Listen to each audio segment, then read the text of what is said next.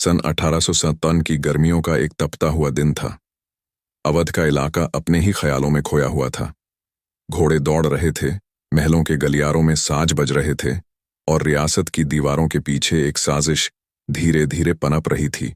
इसी दौरान विजयगढ़ की रियासत में एक लड़की का जन्म हुआ, जिसे नाम मिला चंद्रकांता। उसके पैदा होते ही पूरे महल में चहल पहल मच गई। रानियों ने सोने की घूंटी दी, वजीरों ने मिठाई बंटवाई और ज्योतिषियों ने ऐलान किया, यह बच्ची बड़ी होकर पूरे हिंदुस्तान की सबसे सुंदर और सबसे ताकतवर राजकुमारी बनेगी। राजा जयसिंह और रानी देवकुंवरी की आंखों में जो चमक थी, वो अब तक किसी और संतान के लिए नहीं देखी गई थी। लेकिन इस खुशी के पीछे एक डर भी छिपा था, जिसे राजा ने अपने तक सीमित रखा। राजा जयसिंह ने बचपन में ही एक युद्ध के दौरान एक रहस्यमयी साधु से श्राप सुना था, तेरी अगली पीढ़ी की सबसे प्यारी चीज या तो तुझे खो देगी या तुझसे छीन ली जाएगी। ये बात उन्होंने कभी किसी से नहीं कही। चंद्रकांता बड़ी होने लगी।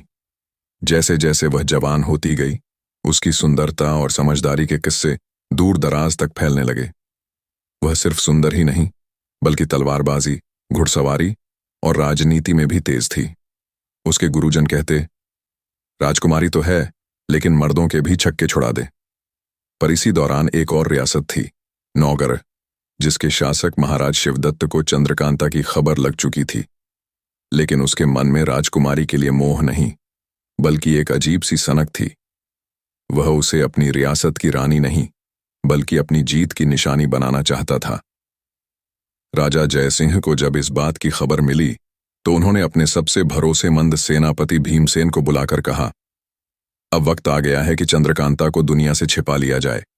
उसे उसकी सुरक्षा के लिए ऐसी जगह भेजो जहां कोई सोच भी न सके।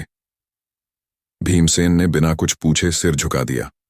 उसी रात एक गुप्त रास्ते से चंद्रकांता को उसके बाल सखा वीरेंद्र सिंह और कुछ विश्वासी सैनिकों के साथ जंगलों के उस पार कैलाशपुर नामक किले में भेज दिया गया। लेकिन उन्हें क्या पता था कि यह शुरुआत है उस जंग की, जो सिर्फ तलवारों से नहीं, बल कैलाशपुर कोई मामूली जगह नहीं थी। ऊंचे पहाड़ों के बीच बसा यह किला जितना सुंदर था, उतना ही रहस्यमयी भी।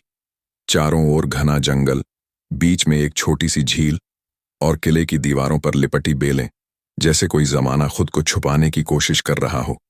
यहाँ की हवा में भी अजीब सी खामोशी थी, जैसे कोई हर पल देख रहा हो।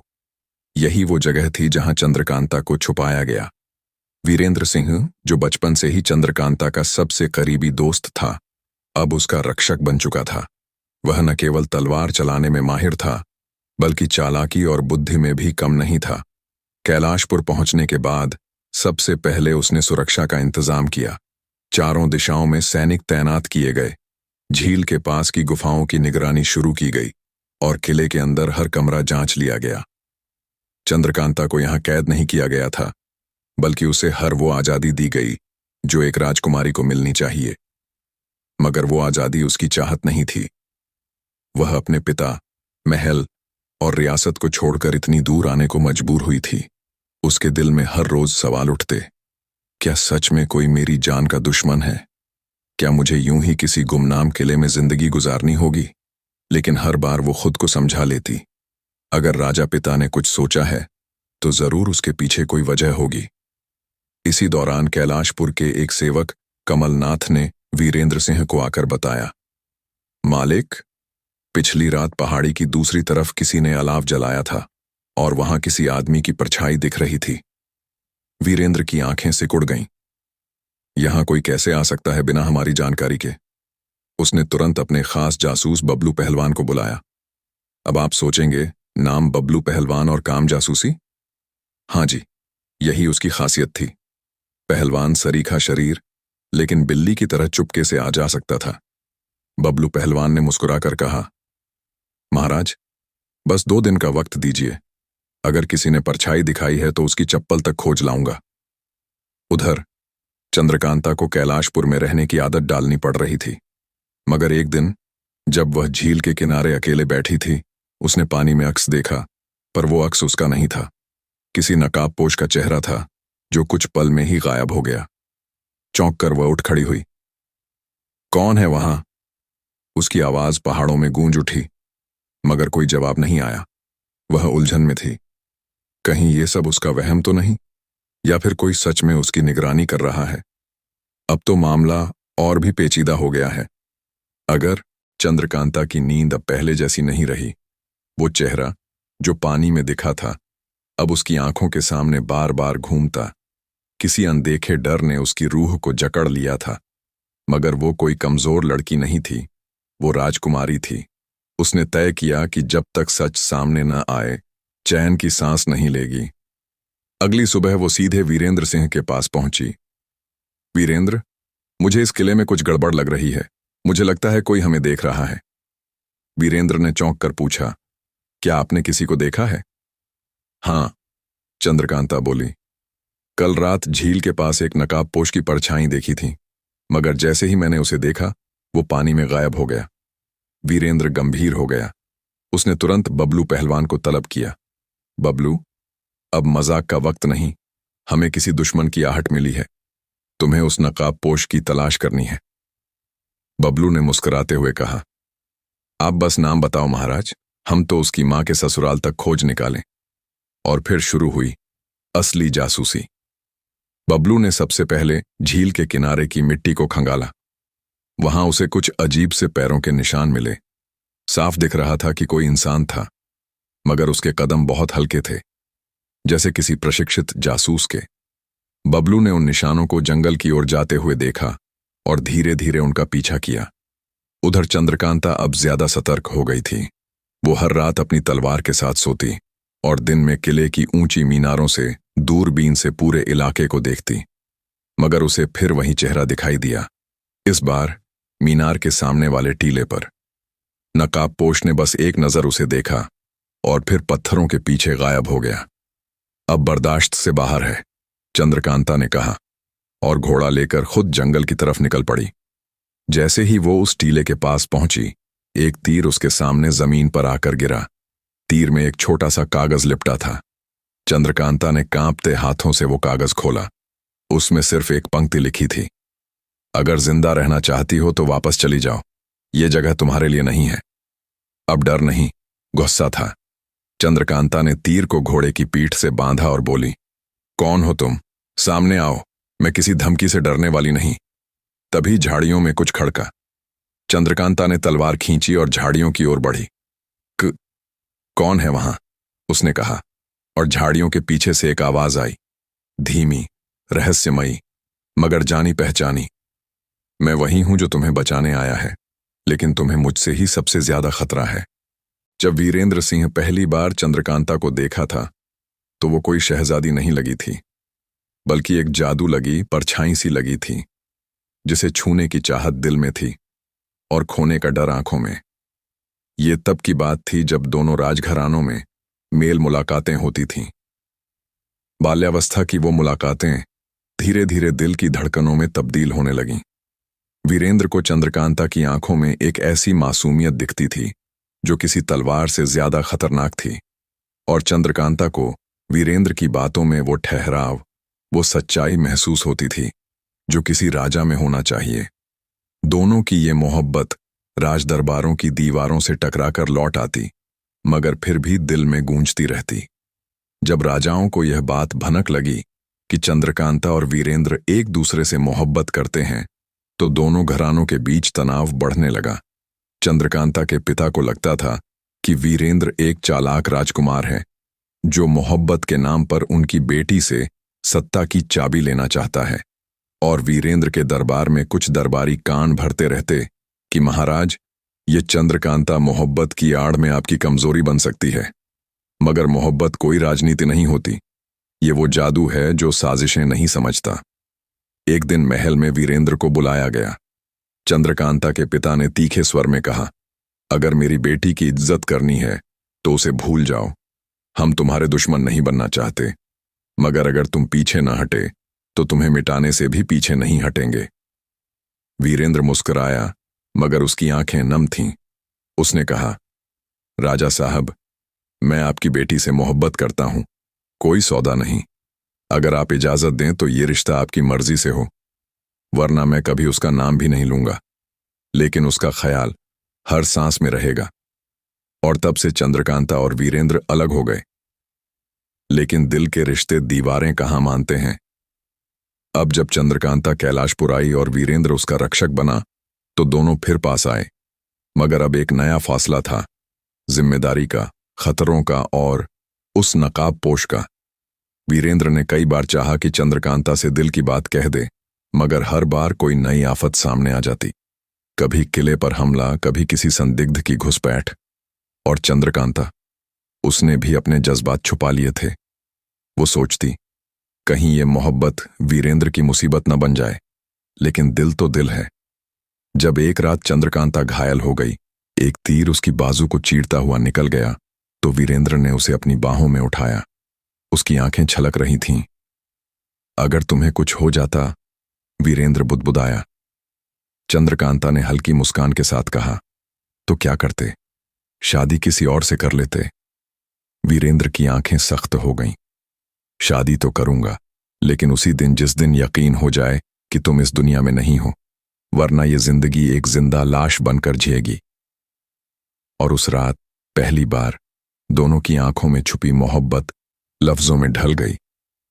मगर वहीं छत की मुंडेर पर एक परछाई खड़ी थी, वो नकाब पोश जो उनकी हर बात सुन रहा था। रात के तीसरे पहर में जब पूरा किला खामोशी से लिपटा होता था, उस वक़्त किले की पश्चिमी दीवार पर एक साया सरक रहा था। वही नकाब पोश जिसने चंद्रकांता की जिंदगी में भूचाल ला दिया था। मगर इस बार उसके पास सिर्फ एक तीर नहीं था, बल्कि राजमहल के अंदर का नक्शा और एक पुराना ताबीज भी था, जिस पर शाही मुहर जड़ी थी। उधर चंद्रकांता के जख्म अब भरने लगे थे, लेकिन दिल के जख्म कुछ ज्यादा गहरे हो चुके थे। वीरेंद्र ने तो इजहार कर दिया था, मगर मोहब्बत का रास्ता कभी सीधा नहीं होता। उसमें मोड़ भी होते हैं और धोखे भी। आपने सुना, किसी ने किले के तहखाने की कुंडी तोड़ी है? बबलू पहलवान ने चाय का प्याला गटकते हुए कहा। क्यों? कुंडी ने उससे क्या जातियत की थी? वीरेंद्र ने कहा, मगर चेहरे पर शिकन थी। बबलू ने फिर बताया कि राजमहल के नीचे जो पुराना तहखाना है, जहां पूर्वजों की तलवारें और राज की दस्तावेज छुपाए जाते हैं, वहां कुछ हलचल देखी गई है। पहरेदार को चुपचाप बेहोश कर दिया गया था, लेकिन किसी को कुछ चोरी होता नजर नहीं आया। वीरेंद्र ने वहीं से ऐलान कर दिया, अब किले में जासूसी नहीं, सीधी लड़ाई होगी। इधर चंद्रकांता को अचानक वही ताबीज मिल गया जो एक वक्त उसके बचपन में खो गया था। वो हैरान रह गई। ये ताबीज तो मेरे भाई का था। हाँ जी, कहानी में आया नया मोड़। चंद्रकांता का एक जुड़वां भाई भी था, जो बचपन में खुफिया हालत में गायब हो गया था। सबने मान लिया था कि उसकी मौत हो गई, मगर अब वही ताबीज किसी नकाबपोश के पास कैसे आया? क्या नकाबपोश मेरा भाई हो सकता है? चंद्रकांता के होंठ सूख गए। वीरेंद्र ने सर पकड़ लिया। अगर ऐसा है तो फिर ये खेल कोई बाहरी नहीं, घर के अंदर का है। इसी बीच महल के पुराने पुजारी तंवर बाबा ने भी कुछ राज खोले। महाराज, चंद्रकांता का भाई बचपन में अगवा हुआ था, लेकिन एक काले तांत्रिक ने उसे अपने साथ ले जाकर उसकी याददाश्त मिटा दी थी। तो क्या वो तांत्रिक अब उसे हमारे खिलाफ इस्तेमाल कर रहा है? वीरेंद्र ने पूछा। हाँ, और वो नकाबपोश शायद अब तुम्हारा सबसे बड़ा दुश्मन नहीं, बल्कि तुम्हारी सबसे बड़ी कशमकश बन चुका है। उस रात जब चंद्रकांता ने अकेले उस नकाबपोश से मिलने का फैसला किया, तो वीरेंद्र को बहुत गुस्सा आया। आप अकेली क्यों जाएंगी? अगर वो सच में दुश्मन निकला तो? चंद्रकांता ने कहा, अगर वो मेरा भाई हुआ तो उसे तलवार से नहीं, मोहब्बत से लौटाऊंगी, और अगर दुश्मन हुआ तो एक बहन की तलवार उसकी सांसें गिन लेगी। किले के पीछे की सूखी खाई, जहां अब कोई नहीं आता था, वही बनी इस मुलाकात की जगह। आधी रात बीत चुकी थी। आसमान में बादल गरज रहे थे, जैसे खुदा भी गवाह बनना चाहता हो इस पल का। चंद्रकांता सफेद कपड़ों में, जख्म पर पट्टी बंधी, हाथ में तलवार लिए धीरे धीरे उस मोड़ तक पहुंची जहां नकाबपोश ने मिलने को कहा था। और फिर धुआं सा उठा और सामने आया वो काला लिबास, चेहरा अब भी नकाब में। तू कौन है? चंद्रकांता की आवाज कांपी, मगर हाथ नहीं। नकाबपोश चुप रहा, फिर धीरे से जेब से वही ताबीज निकाला और चंद्रकांता की तरफ बढ़ाया। ये ताबीज तुझे कहां से मिला? वह चीखी। आवाज आई, मुझे नहीं मिला, ये तो बचपन से मेरे पास था। चंद्रकांता की सांस अटक गई। झूठ! तू मेरा भाई नहीं हो सकता। मेरा भाई मरा नहीं था, वो खो गया था। वो दुश्मन नहीं बन सकता। नकाबपोश धीरे धीरे आगे बढ़ा और फिर अपने चेहरे से नकाब हटाया। एक सन्नाटा सा छा गया। वो शक्ल हूबहू चंद्रकांता जैसी, बस पुरुष रूप में। चंद्रकांता पीछे हट गई। भाई? हां, मैं चंद्र प्रकाश हूं, तुम्हारा जुड़वा भाई, और मैं तुम्हारे दुश्मनों के बीच पला हूं। मुझे सिखाया गया कि चंद्रकांता ने ही मेरा बचपन छीना। तुम्हारे नाम से मुझे जलाया गया। आज मैं तुमसे बदला लेने आया था, लेकिन वो थम गया। लेकिन जब मैंने तुम्हें वीरेंद्र के लिए तीर खाकर तड़पते देखा, जब देखा तुमने मेरी जान बचाने वाले को ही अपना दिल दे दिया, तो मेरे अंदर कुछ टूटा। पहली बार महसूस हुआ, मैं तांत्रिकों का पालतू नहीं, किसी बहन का भाई हूं। चंद्रकांता की आंखों से आंसू बहने लगे।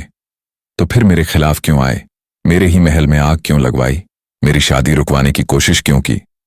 चंद्रप्रकाश नीचे देखता रहा। क्योंकि मेरे अंदर बदला जिंदा था। मैं अपने रिश्तों को पहचान नहीं पाया। मगर अब मुझे माफ कर दो बहन। मैं तुम्हारा रक्षक बनना चाहता हूं, दुश्मन नहीं। चंद्रकांता कुछ नहीं बोली, लेकिन तभी जमीन फटी। दोनों के पैरों के नीचे से एक गुप्त सुरंग खुली और एक काली आवाज गूंजी, अरे वाह चंद्रप्रकाश, तुझसे ये गद्दारी उम्मीद नहीं थी। चंद्रकांता चौंकी। ये कौन है? एक धुआं उठा और सामने आया वो भयानक चेहरा, तांत्रिक कालसुर। अब तुम दोनों भाई बहन को एक साथ मारूंगा, और इस बार कोई ताबीज, कोई प्यार, कोई वीरेंद्र तुम्हें नहीं बचा पाएगा। गुप्त सुरंग में फैली अंधकार की गहराई इतनी थी कि मशालें खुद थर थर कांप रही थीं। दीवारों पर टंगे सांपों के मुंह खुले थे, जैसे वो भी लड़ाई देखने को बेताब हों। कालसुर ने अपने लंबे हाथ हवा में उठाए और जोर से चिल्लाया, हे काली शक्तियों की रानी, अपनी तलवारें दे दो मुझे। और देखते ही देखते उसकी दोनों हथेलियों से काले धुएं की तलवारें निकल आईं। चंद्रप्रकाश और चंद्रकांता दोनों पीछे हटे, मगर चंद्रप्रकाश अब डरता नहीं था। तूने मेरी याददाश्त छीन ली, मेरी बहन को दुश्मन बताया, मगर अब मैं तेरा गुलाम नहीं, उसने कड़क आवाज में कहा। चंद्रकांता भी तलवार निकाल चुकी थी। भाई, अगर ये हमारी आखिरी लड़ाई है तो एक साथ लड़ते हैं, जैसे एक जान दो जिस्म। कालसुर ने दांत निकालकर कहा, एक जान दो जिस्म? हा हा हा, अब दोनों की लाशें एक कब्र में डालूंगा। तभी जमीन कांपी और सुरंग की दीवारें झूमने लगीं। दूर कहीं वीरेंद्र दौड़ता हुआ आ रहा था। चंद्रकांता! चंद्रकांता ने चीखा, वीरेंद्र, पीछे रहो। मगर वीरेंद्र को कहां पीछे रहना आता था। वो तो सीधा काली तलवार को ललकार रहा था। तेरा नाम कालसुर है ना? उसने जोर से कहा। तो सुन, तेरे लिए मेरा नाम काल की तलवार है। अब तीनों की तिकड़ी एक साथ उस तांत्रिक पर टूट पड़ी। कालसुर ने हवा में कुछ मंत्र पढ़े और उसकी पीठ से दो भयानक परियां निकलीं, जिनके चेहरे इंसानों जैसे और शरीर शेर जैसे थे। ये हैं मेरी काली रानियां, नाशिनी और विकारिणी। क्या नाम रखा है भाई? लगता है यूट्यूब चैनल चलाती होंगी काले तंत्र पे। वीरेंद्र बोला। वो मजाक भी करता रहा और तलवार भी चलाता रहा। चंद्रकांता और चंद्रप्रकाश दोनों ने मिलकर पहले विकारिणी की गर्दन पर वार किया। फिर चंद्रकांता ने नाशिनी को आंख में सीधा तीर मारा, लेकिन कालसुर अब और ज्यादा भयंकर हो गया। उसकी आंखों से खून बहने लगा और वो जमीन से दो नरक के दरवाजे खोलने लगा। अब या तो मैं जिंदा रहूंगा या ये पूरा राज्य मेरे साथ जलेगा। चंद्रकांता ने भाई की तरफ देखा। भाई, वो ताबीज क्या अभी भी तेरे पास है? हां बहन। तो अब उसे खोल, क्योंकि उसमें सिर्फ राख नहीं, हमारे खून का वादा है। जैसे ही चंद्रप्रकाश ने ताबीज को खोला, एक तेज रोशनी निकली और उसमें दिखा एक पुराना वादा, बचपन का। भाई बहन साथ रहेंगे, चाहे मौत भी क्यों ना आए। वो वादा रोशनी बन गया और सीधा कालसुर की छाती में जा धंसा। नहीं! कालसुर चीखा और पिघलने लगा जैसे मोम हो। एक जोरदार धमाके के साथ वो वहीं ढेर हो गया और सुरंग की दीवारें चुप हो गईं। सिर्फ 3 लोग बच गए, चंद्रकांता, वीरेंद्र और चंद्रप्रकाश। चंद्रकांता भाई के गले लग गई। अब कोई तांत्रिक नहीं, अब सिर्फ भाई है, बहन है और मोहब्बत है। वीरेंद्र पीछे से बोला, और एक प्यारा सा जीजाजी भी है। किले में अब सन्नाटा था, लेकिन उस सन्नाटे में भी हवा किसी दबी हुई दुआ की तरह सरसराती थी। चंद्रकांता अपने कमरे में अकेली बैठी थी। सामने वहीं ताबीज खुला हुआ था और ताबीज के अंदर एक चिट्ठी जो अब तक किसी ने नहीं पढ़ी थी। उसने कांपते हाथों से चिट्ठी निकाली। लिखा था, अगर ये पत्र तू पढ़ रही है तो जान ले, तू इस जमीन की बेटी नहीं है। तू रूहों के दरबार की आखिरी वारिस है, जिसे इंसानों के बीच भेजा गया ताकि तिलिस्म का संतुलन बचा रहे। तेरे अंदर जो ताकत है वो न तू जानती है, न वो जो तुझसे मोहब्बत करते हैं। एक दिन आएगा जब तुझे रूहों का मुकुट पहनना पड़ेगा और अपनी मोहब्बत कुर्बान करनी पड़ेगी। तेरी मां रूहाना रानी। चंद्रकांता की आंखें फटी रह गईं। मैं इंसान नहीं, मैं कोई तिलिस्मी रूह हूं। उसी पल कमरे में आई एक बुजुर्ग औरत, राजमहल की पुरानी दाई, जिसकी उम्र 100 के पार लगती थी, मगर आंखें वैसी तेज जैसे अभी अभी जन्म लिया हो। हाँ बिटिया, उसने धीमे से कहा, तेरी मां कोई आम औरत नहीं थी, वो रूहों की रानी थी। इस धरती पर भेजी गई ताकि एक बार फिर अंधेरे और उजाले के बीच संतुलन बना सके, और तू उसका आखिरी दीपक है। चंद्रकांता की सांसें थम गईं। तो वीरेंद्र, वो इंसान है बिटिया, और रूह इंसान से शादी नहीं कर सकती। अगर करेगी तो वो इंसान जलकर राख बन जाएगा। अबे लाले लाल हो गए फिर से जनाब। नहीं, ऐसा नहीं हो सकता, चंद्रकांता चिल्लाई। मैं मोहब्बत नहीं छोड़ सकती, मैं रूहों की रानी नहीं बनना चाहती। तभी वीरेंद्र कमरे में घुसा और सब सुन लिया। तो अब बताओ चंद्रकांता, क्या तू मुझे जला देगी या मोहब्बत से लड़ाई करेगी? चंद्रकांता ने आंसू पोंछे। मैं दोनों को नहीं छोड़ सकती, ना तुझे ना अपनी किस्मत को, लेकिन अब मुझे अपना हक चाहिए। मैं तय करूंगी कि कौन जलेगा। फिर वो खड़ी हुई और पहली बार उसकी आंखें नीली हो गईं, कहीं गहरी, कहीं चमकदार। चंद्रकांता अब सिर्फ एक राजकुमारी नहीं थी, अब वो थी तिलिस्मी रूहों की जागती हुई रानी। महल के ऊपर काले बादल उमड़ आए थे। बादलों से बिजली नहीं, कोई पुरानी लानत टपक रही थी। चंद्रकांता खड़ी थी छत पर, हाथ में वो ताबीज, आंखों में आंसू और चेहरे पर गुस्सा। क्यों रूह बना दिया मुझे? क्यों दी इतनी मोहब्बत? अगर उसे भस्म ही करना था। उसने आसमान की तरफ देखा। पीछे से वीरेंद्र आया, धीरे धीरे, जैसे मौत के पास आ रहा हो। अगर मेरा साथ तेरे लिए जहर है तो पी लूंगा, मगर एक बार सीने से लगा ले मुझे। दोनों आमने सामने खड़े थे। चंद्रकांता की आंखों से नीली रोशनी निकल रही थी। वीरेंद्र का चेहरा पिघल रहा था, जैसे तेज धूप में बर्फ। नहीं, ये नहीं हो सकता, चंद्रकांता चीखी और जमीन पर बैठ गई। मैं मोहब्बत हूं, मैं मौत नहीं। अगर मैं रूह हूं तो मेरी रूह को भी प्यार चाहिए। तभी आसमान से एक सुनहरी बिजली गिरी और एक नई रूह सामने आई। एक बूढ़ा, झुका हुआ आदमी, जिसके सिर पर ताज था। मैं हूं रूहों का रखवाला, तलमूदुल हक। चंद्रकांता, रूहें मोहब्बत नहीं कर सकती, और अगर करें तो पूरे लोक में आग लग जाती है। चंद्रकांता उठ खड़ी हुई। तो लगने दे आग। अगर मेरी मोहब्बत से कोई तिलिस्म टूटता है तो उसे तोड़ दूंगी। अगर मेरी मोहब्बत से रूहें जलती हैं तो खुद जल जाऊंगी, मगर प्यार नहीं छोड़ूंगी। तलमूद ने तलवार निकाल ली। फिर तू रूहों की रानी नहीं रहेगी, तू सिर्फ एक बागी होगी, और बागियों का मुकद्दर मौत होता है। चंद्रकांता मुस्कुराई। तो फिर मार डाल, मगर पहले देख मेरी मोहब्बत का रंग। और उसने वीरेंद्र को चूमा। एक ऐसा चुंबन जिसमें आग थी, आंसू थे, विद्रोह था, और खुदा की कसम इतना ड्रामा था कि आसमान तक बोल पड़ा। अबे रुक जा भाई। चुंबन के बाद वीरेंद्र जमीन पर गिरा। मरा नहीं, मगर अधमरा। उसकी सांसें धीमी हो रही थीं। चंद्रकांता कांप रही थी। मैंने तुझे बचाने की कसम खाई है वीरेंद्र, और मैं कसम नहीं तोड़ती। अब वो घूमी और तलमूद की तरफ बढ़ी। तेरे नियम पुराने हो चुके हैं, अब रूह भी मोहब्बत करेंगी, और मैं वो पहली रूह बनूंगी जो प्यार करेगी और जिएगी। तलमूद ने जोर से चिल्लाया। मगर चंद्रकांता ने ताबीज उठाया और उसे वीरेंद्र की छाती पर रख दिया। एक जोरदार विस्फोट हुआ। पूरा महल हिल गया, रूहों की दुनिया कांप गई और चंद्रकांता चीख पड़ी। अब मोहब्बत जीतेगी या सब कुछ मिट जाएगा।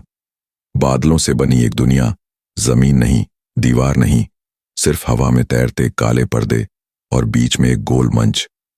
वहीं खड़ी थी चंद्रकांता, आंखों में गुरूर, दिल में वीरेंद्र, और सामने खड़ी थीं हजारों रूहें, सफेद चोगे पहने, बिना चेहरों के, मगर डर ऐसा कि शेर भी घबरा जाए। सबसे आगे बैठा था तलमूद, जो अब कोई बूढ़ा नहीं बल्कि 3 आंखों वाला एक तिलिस्मी अवतार बन चुका था।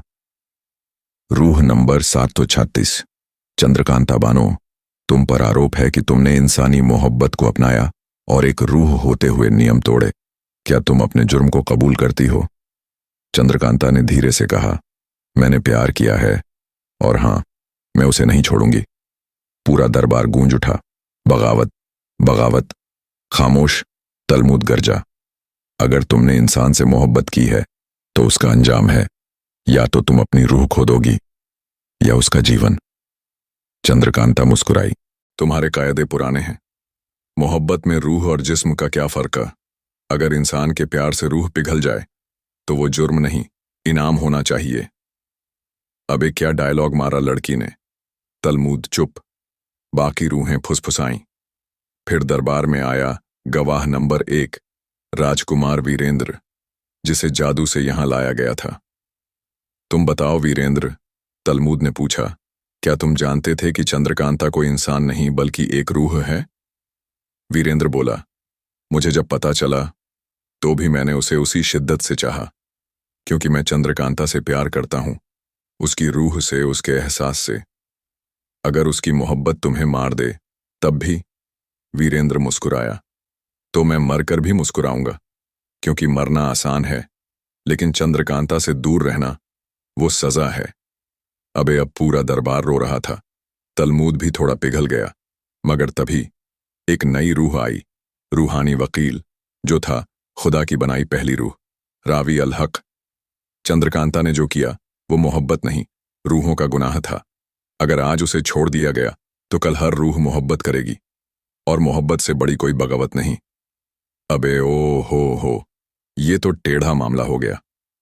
अदालत ने चंद्रकांता को आखिरी मौका दिया, या तो अपनी रूह छोड़ो और इंसान बन जाओ, मगर याद रखो, एक इंसान को 1000 बार मरना पड़ता है। या अपनी रूह बचाओ और मोहब्बत को हमेशा के लिए भुला दो। पूरे दरबार में सन्नाटा। चंद्रकांता ने आंखें बंद की, फिर बोली, मैं इंसान बनना मंजूर करती हूं, मगर मोहब्बत को छोड़ना नामंजूर है। बिजली गिरी, दरबार फटा, चंद्रकांता का तिलिस्मी रूप जल गया और अब वो बन गई एक आम इंसान, मगर आंखों में रूह की चमक और हाथों में वीरेंद्र की मोहब्बत। शहर में पहली बार इतना उजाला हुआ था, ना कोई जादू, ना कोई जंग, बस चांदनी और चंद्रकांता। हर गली में चिराग जल रहे थे और हर दरवाजे पर फूलों की लड़ी। महल के दरबार को सजाया गया था, झूमर लटक रहे थे, मेहंदी की खुशबू और पकवानों की बू फिजा में नाच रही थी। और वहां बैठा था वीरेंद्र, रेशमी सफेद शेरवानी में, सर पर जरी वाला साफा, और चेहरे पर वो मुस्कान जो कह रही थी, आखिरकार मेरी रूह वाली रानी अब मेरी बेगम बन जाएगी। चंद्रकांता को दुल्हन बनाया गया था, सुर्ख जोड़ा, लटकते झुमके और काजल ऐसा जैसे उसकी आंखों में पूरी कायनात डूबी हो। लेकिन तभी शहनाई के सुर के बीच एक साया आया, काला लिबास, हाथ में मटका और चेहरा ढंका हुआ। रुको। सब चौंक गए। वीरेंद्र उठा। चंद्रकांता ने आंखें तरेरी। तुम कौन? साया बोला, मैं हूं बिस्मिल्लाह बानो, रूहों की शहनाई वाली, जिसने कभी खुद निकाह किया था तिलिस्म के दायरे में, और आज वो शादी अब तिलिस्म तोड़ चुकी है। सब हक्के बक्के। बिस्मिल्लाह ने मटका जमीन पर फेंका और उससे निकला एक धुआं, और उस धुएं से निकली एक और रूह, अमन शाह, चंद्रकांता का पहला मंगेतर, जो मर गया था तिलिस्म की पहली लड़ाई में। अब मामला सीधा डेली तिलिस्मी सोप हो गया। अमन शाह बोला, चंद्रकांता, तुमने वादा किया था मुझसे शादी का। तुमने कहा था अगर मैं मर भी जाऊं तो मेरी रूह से वफा करोगी। चंद्रकांता कांप गई। वीरेंद्र चुप, मगर उसकी आंखों में भड़की आग। ये सब क्या है चंद्रकांता? कितने मंगेतर हैं तुम्हारे पास? चंद्रकांता ने धीमे से कहा। मैंने अमन से वादा किया था, मगर जब वो मरा मेरी रूह भी मरी, और जब मुझे मोहब्बत दोबारा मिली तब मैं रूह नहीं, इंसान बन चुकी थी। अमन चिल्लाया, तो मेरी रूह का क्या? मैं अब भी मोहब्बत करता हूं तुझसे। अबे अब महफिल शादी की नहीं, ससुराल सस्पेंस स्पेशल बन गई थी। मुल्ला साहब चिल्लाए, ये निकाह नहीं हो सकता जब तक पुराना मामला साफ ना हो। तब चंद्रकांता उठी और उसने किया सबसे बड़ा फैसला। अगर मेरी मोहब्बत ने दो रूहों को बांध दिया है तो मैं दूंगी दोनों को इंसाफ। उसने वीरेंद्र और अमन शाह के बीच एक तिलिस्मी तलवार रखी। जिसका प्यार सच्चा होगा वही जिंदा बचेगा। महल के आंगन को अब एक युद्ध भूमि में बदल दिया गया था। चारों तरफ घेरा बनाकर खड़े थे सैनिक, दरबार के बुजुर्ग और वो तमाशबीन जो हल्दी की रस्म देखने आए थे, और तलवारबाजी मुफ्त में मिल गई। बीच में दो तलवारें रखी थीं, एक सोने की, दूसरी चांदी की। तलवारें चमक रही थीं, लेकिन असली रोशनी तो उन दो निगाहों में थी। एक वीरेंद्र की, जो अपनी मोहब्बत के लिए जान देने आया था, और दूसरा अमन शाह, जो मरकर भी मोहब्बत का दावा कर रहा था। चंद्रकांता एक ऊंचे मंच पर बैठी थी। चेहरे पर कोई भाव नहीं, मानो उसके दिल को तिलिस्म ने सील कर दिया हो। मुल्ला साहब ने ऐलान किया, जिसकी तलवार सिर्फ दुश्मन के खून से नहीं बल्कि मोहब्बत की नीयत से चलेगी, वही चंद्रकांता का हकदार होगा। तलवारें उठाई गईं। ठां ठां ठां ठां। अबे इतनी फुर्ती तो मोहल्ले के हलवाई के पास भी नहीं जब वो छेना फेंकता है। वीरेंद्र ने सीधा हमला किया, मगर अमन शाह की तलवार ने उसे हवा में ही रोक लिया। एक झटका, दूसरा वार, तीसरा छलांग, और चंद्रकांता की आंखें फैल गईं। वीरेंद्र, उसने चीखा जब उसकी तलवार जमीन पर गिरी, मगर वीरेंद्र उठा, कांपते हुए मगर मुस्कुराता हुआ। अगर मेरी हार से अमन को चंद्रकांता मिलती है तो ये हार भी इनाम है। पूरा दरबार चुप। अमन शाह ने वीरेंद्र की छाती पर तलवार रखी, मगर उसका हाथ कांप रहा था। मारो, वीरेंद्र बोला। नहीं, चंद्रकांता चीखी। अगर तुम दोनों में से कोई मरेगा तो मैं खुद अपनी जान दे दूंगी। और तभी वो चांदी की तलवार हवा में उठी, बिना किसी के छुए। सब हैरान। तलवार ने खुद से हवा में लिखा, मोहब्बत न मारती है न मरने देती है, सिर्फ आजमाती है। अमन शाह पीछे हटा। अब मैं समझ गया, चंद्रकांता की रूह नहीं, उसका हक वीरेंद्र के साथ है। मुझे अब रूहों की दुनिया में लौट जाना चाहिए, जहां मेरी मोहब्बत कभी खत्म नहीं होगी। अबे सीन ऐसा था कि झूला झूलते बच्चे भी रोने लगे। अमन की रूह हवा में उड़ गई, जैसे धुएं में कोई अफसाना घुल गया हो। वीरेंद्र गिर पड़ा, मगर उसकी बाहों में थी चंद्रकांता। तुम जीते मेरे प्यार के हथियार से, वो बोली। महल में अब सबको लगने लगा था कि तूफान थम चुका है। वीरेंद्र और चंद्रकांता के बीच अब कोई नहीं रहा, ना अमन शाह की रूह, ना कोई तलवार, और ना ही कोई तिलिस्मी चाल। महल को फिर से सजाया गया। इस बार निकाह असली था, न ड्रामा न तलवारबाजी, बस प्यार, इमाम और खजूर के शरबत। चंद्रकांता ने रेशमी सुर्ख जोड़ा पहना। वीरेंद्र ने काले और सोने रंग की शेरवानी पहनी, जिस पर मोर के पंख बने थे। कहते हैं शादी के बाद वही पंख उखड़ते हैं। निकाह की तैयारी हो रही थी। काजी साहब ने पूछा, चंद्रकांता बानो, आपको वीरेंद्र से निकाह कबूल है? और चंद्रकांता ने आंखें नीची करके कहा, कबूल है। वीरेंद्र की बारी आई। वीरेंद्र साहब, आपको चंद्रकांता से निकाह कबूल है? मियां ने कहा, कबूल है, इतनी मोहब्बत से कि अगर ये आसमान हो तो मैं जमीन बन जाऊं। अबे, महल की औरतों ने एक साथ बोला, हाय अल्लाह। निकाह मुकम्मल हुआ। ढोलक बजी, मिठाइयां बंटी और फातिहा पढ़ी गई। सब खुश, सब मुस्कुरा रहे थे, मगर तभी दरवाजे पर आई एक बूढ़ी औरत, हाथ में लकड़ी की छड़ी, मुंह पर नकाब। निकाह रोको, वो चिल्लाई। अबे अबे अबे, ये क्या हो रहा है? फिर कोई एक्स, कोई रूह, कोई ताई? मैं तिलिस्म की आखिरी रखवाली हूं, वो चिल्लाई। जिस दिन चंद्रकांता का निकाह होगा उस दिन पूरे तिलिस्मी महल का दरवाजा बंद हो जाएगा और उसमें फंस जाएंगे वो सारे लोग जिन्होंने कभी तिलिस्म में कदम रखा। सब सन्न। काजी साहब बोले, क्या मतलब? बूढ़ी औरत ने छड़ी घुमाई और महल की दीवारें हिलने लगीं। छत से गिरने लगे पुराने निशान, जिन पर लिखा था, मोहब्बत को पाने वाला तिलिस्म छोड़ सकता है, मगर तिलिस्म मोहब्बत को नहीं छोड़ता। मतलब, वीरेंद्र और चंद्रकांता अगर इस महल में शादी करेंगे तो ये महल तिलिस्मी कैद खाना बन जाएगा और बाकी सारी रूहें, सारे रहस्य सब यहीं सड़ेंगे। अबे अब सबकी शादी का मूड ऐसा हो गया जैसे हल्दी में छिपकली गिर गई हो। वीरेंद्र ने चंद्रकांता की तरफ देखा। क्या करें, शादी करें या भाग चलें? चंद्रकांता मुस्कुराई। अब जब सब कुछ किया तिलिस्म के बीच, तो शादी भी यहीं होगी। चाहे ये महल कैद हो जाए, पर मेरी रूह आजाद हो जाएगी। जैसे ही निकाह मुकम्मल हुआ, वैसे ही पूरा महल धड़धड़ाकर कांपने लगा। ऐसा लगा जैसे शेरवानी वाले जमीन पे शादी कर रहे हों और ऊपर से भूतों की बारात आ रही हो। चंद्रकांता और वीरेंद्र ने एक दूसरे का हाथ थामा। हाथ थामते ही पूरा महल सुनहरा हो गया। फिर स्याह, फिर सुनहरा, फिर ऐसा काला कि लग रहा था बिजली का बिल ना भरने पे अंधेरा कर दिया गया हो।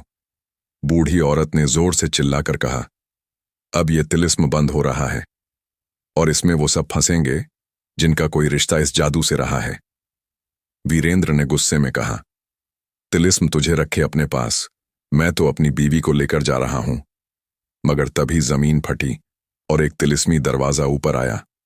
उस दरवाजे में उभरी रूहें, जिनकी आंखों में आंसू थे। एक रूह बोली, वीरेंद्र, मैं अमन शाह हूं। तिलिस्म ने मुझे रिहा नहीं किया, अब तू भी इसी पिंजरे का परिंदा बन जाएगा। दूसरी तरफ से आया अजीब सा रोबोट नुमा जिन्न। अबे ऐसा लग रहा था जैसे गूगल मैप और हॉरर ने मिलकर बच्चा पैदा किया हो। वो बोला, अगर तिलिस्म बंद हो गया तो दुनिया के सारे रहस्य, मोहब्बतें, दर्द और कहानियां यहीं दफन हो जाएंगे। और तभी चंद्रकांता ने कमर से तलवार निकाली, जो उसे कभी अमन शाह ने दी थी। अगर मेरी मोहब्बत की वजह से ये तिलिस्म बंद हो रहा है तो मैं अपनी मोहब्बत की कुर्बानी दूंगी। वो चीखी। अबे पूरा महल रहीमन पानी राखिए मोड़ में आ गया। वीरेंद्र बोला, नहीं, अगर कुर्बानी देनी है तो मैं दूंगा, क्योंकि अगर चंद्रकांता तिलिस्म में मर गई तो बाकी दुनिया को किस बात की कहानी सुनाऊंगा। अबे तू देख भाई, लड़का मरने को तैयार, लड़की मरने को तैयार, और तिलिस्म सोच रहा, अबे इतनी मोहब्बत तो हमसे हमारी बीवी भी नहीं करती। दोनों ने हाथ में तलवार ली और कहा, एक साथ चलें ताकि रूहें भी कहें, वाह मोहब्बत। मगर तभी बूढ़ी औरत की आंखों से आंसू निकले। उसने नकाब हटाया और पता चला वो खुद चंद्रकांता की मां थी, जिसे कभी तिलिस्म निगल गया था। बेटी, अब तिलिस्म तुम्हारी मोहब्बत से हार गया है। इसकी सारी रूहों को अब मुक्ति मिल जाएगी और तुम दोनों आजाद। महल से रोशनी निकली और सब कुछ सामान्य हो गया। तिलिस्म टूटा नहीं, बल्कि तिलिस्म ने खुद हार मान ली। निकाह के बाद पहली सुबह सूरज महल की दीवारों पर इस अदा से चढ़ा जैसे कोई दुल्हन अपनी सास के सामने पहली बार पर्दा उठाए, धीरे, शर्माते हुए और बहुत सारा नूर बिखेरते हुए। चंद्रकांता को आज ससुराल जाना था, यानी वीरेंद्र के साथ राजमहल की ओर वापसी। महल के हर कोने में शहनाइयां बज रही थीं। रानियों ने चूड़ियों की खनक से हवा में मोहब्बत का संगीत घोल दिया था। चंद्रकांता की आंखें भीगी थीं, मगर ये आंसू अब डर के नहीं थे, बल्कि उस सफर की याद में थे जो उसने वीरेंद्र के साथ हर जादू, हर चाल, हर खतरे के बीच तय किया था। तिलिस्म अब टूट चुका था, नहीं, माफ करना, बदल चुका था। वो अब एक सजा नहीं, एक निशानी था, जहां मोहब्बत ने जुल्म को हराया, जहां तलवारें झुकीं और दिल उठे। चंद्रकांता ने आखिरी बार उस दरवाजे की तरफ देखा जहां से उसकी मोहब्बत ने शुरुआत की थी, जहां वीरेंद्र पहली बार गिरा था और दिल से उठा था। बगल में वीरेंद्र खड़ा था। वो अब शहजादा नहीं, वो अब चंद्रकांता का रक्षक नहीं, उसका हमसफर था। महल से बाहर निकलते वक्त बूढ़ी औरत यानी उसकी मां ने उसे गले लगाया। बेटी, अब तेरा हर आंसू मेरी दुआ में बदल गया है। विदाई के घोड़े तैयार थे। चंद्रकांता ने अपनी मां को देखा, आंसू पोंछे, और कहा, अब अगर कोई तिलिस्म फिर से आए तो मैं नहीं डरूंगी। क्योंकि अब मेरी मोहब्बत मेरी ढाल है। वीरेंद्र हंसा और बोला, और मैं तेरी तलवार। और इस तरह दोनों निकले, एक ऐसे सफर पर जहां आगे की जिंदगी में तिलिस्म नहीं, तमीज थी, जहां डर नहीं, दरवाजे खुले थे, और जहां कहानियां खत्म नहीं होती बल्कि मोहब्बत में नई शुरुआत होती है। तो आपको हमारी ये कहानी कैसी लगी? हम उम्मीद करते हैं कि आपको यह कहानी ज़रूर पसंद आई होगी। अगर आपको यह कहानी पसंद आई हो तो हमारी वीडियो को लाइक और मेरे यूट्यूब चैनल को 9786 को ज़रूर सब्सक्राइब कर लें। और अगर आप इस कहानी का पार्ट 2 देखना चाहते हैं तो हमें कमेंट सेक्शन में लिख दीजिए। हम बहुत जल्द, अगर आपकी राय होगी, तो इस कहानी का पार्ट 2 लेकर आएंगे वीडियो देखने के लिए। शुक्रिया। अल्लाह हाफिज़।